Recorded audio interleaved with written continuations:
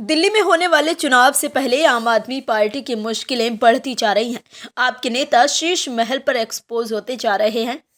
आम आदमी पार्टी को लेकर लगातार बुरी खबर आ रही है। दर्शकों, ओएमएच न्यूज कई बार कहता रहा है कि दिल्ली में भी अवैध प्रवासियों ने भी अपना अड्डा बना लिया है। अरविंद केजरीवाल ने बड़ी ही व्यवस्थागत तरीके से दिल्ली के भीतर रोहिंग्या मुस्लिमों और बांग्लादेश से आए अप्रवासी भी दिल्ली के भीतर बस गए हैं। इनके दिल्ली के भीतर आधार कार्ड भी है और वोटर आईडी कार्ड भी है, जो आराम से अरविंद केजरीवाल के पक्ष में वोट डालते हैं, जिसका फायदा आपको मिलता है। दिल्ली में अरविंद केजरीवाल की सरकार भी तुष्टीकरण की राजनीति को हवा दे रही है।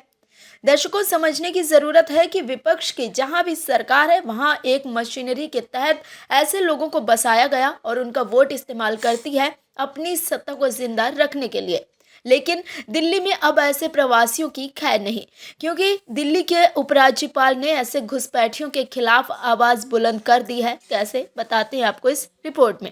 दरअसल दिल्ली में अवैध प्रवासियों की मुश्किल बढ़ने वाली है। एलजी वीके सक्सेना ने पुलिस कमिश्नर को निर्देश दिए कि वो राजधानी में अवैध प्रवासियों की पहचान करने के लिए 1 महीने का विशेष अभियान संचालित करें, साथ ही केंद्रीय एजेंसियों के साथ समन्वय करके कार्रवाई करें। वीके सक्सेना ने एमसीडी, एनडीएमसी और दिल्ली के मुख्य सचिव को भी सतर्क रहने का निर्देश दिया है।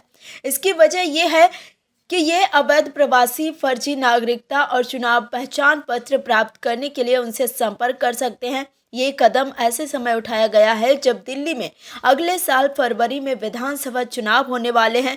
दिल्ली में बीजेपी के नेता सत्तारूढ़ आम आदमी पार्टी पर राष्ट्रीय राजधानी में अवैध रूप से रह रहे रोहिंग्या और बांग्लादेशियों को संरक्षण देने का आरोप लगा रहे हैं।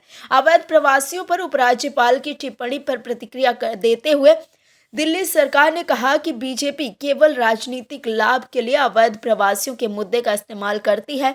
इस बात की गहन जांच होनी चाहिए कि अवैध प्रवासी हमारे देश में कैसे प्रवेश कर रहे हैं। इसके लिए सीधे तौर पर अमित शाह और केंद्रीय गृह मंत्रालय जिम्मेदार है। आपने एक बयान में कहा कि यदि अवैध अप्रवासी हैं तो कितने हैं।